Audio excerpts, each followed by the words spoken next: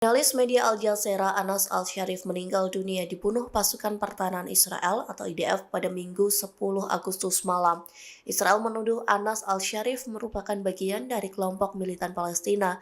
Al-Sharif tewas di dalam tenda penampungan para jurnalis di Gaza bersama 4 rekannya. Adapun serangan Israel terjadi seusai media Al Jazeera mengecam militer IDF. Militer Israel pun mengakui telah membunuh Al-Sharif yang disebutnya sebagai kepala sel Hamas. Rupanya Al-Sharif sempat meninggalkan wasiat dan pesan terakhir sebelum dibunuh. Dalam pesan itu, Al-Sharif bersumpah menjadi suara yang tak tergoyahkan bagi rakyat Palestina. Ia pun menyebut telah mengalami penderitaan dan rasa kehilangan berkali-kali. Al-Sharif pun menitipkan Palestina pada dunia lantaran disebutnya sebagai permata mahkota dunia Muslim.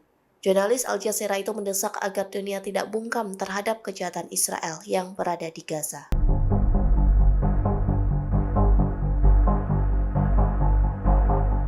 Ribuan warga Israel menggelar demonstrasi di berbagai kota untuk memprotes rencana pemerintah memperluas operasi militer di Gaza.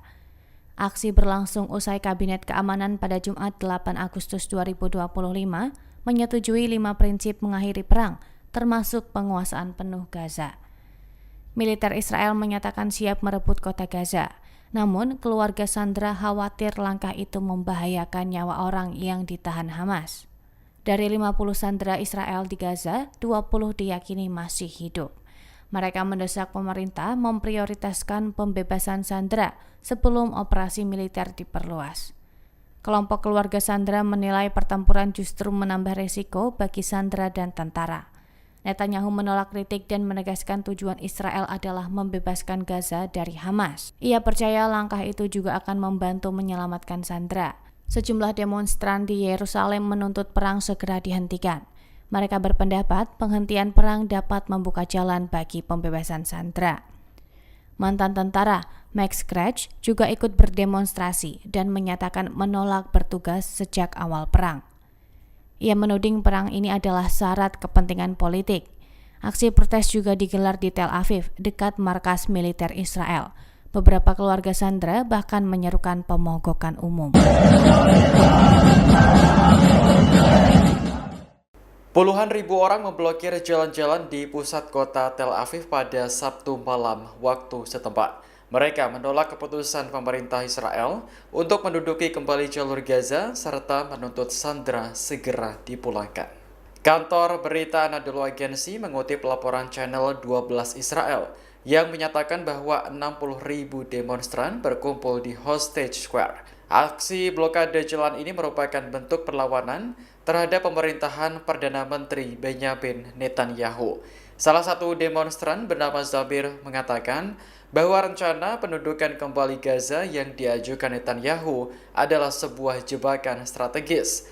Militer akan kehabisan tenaga selama bertahun-tahun dan nyawa para sandera akan terancam. Zamir pun mengecam Netanyahu karena dianggap menelantarkan sandera di Gaza. Demonstrasi semacam ini telah rutin digelar sejak perang Gaza dimulai pada Oktober 2023. Namun, keputusan Netanyahu yang dianggap semakin membahayakan sandera telah membuat rakyat marah. Tak jarang demonstrasi juga diwarnai kericuhan karena massa terlibat bentrok dengan aparat keamanan.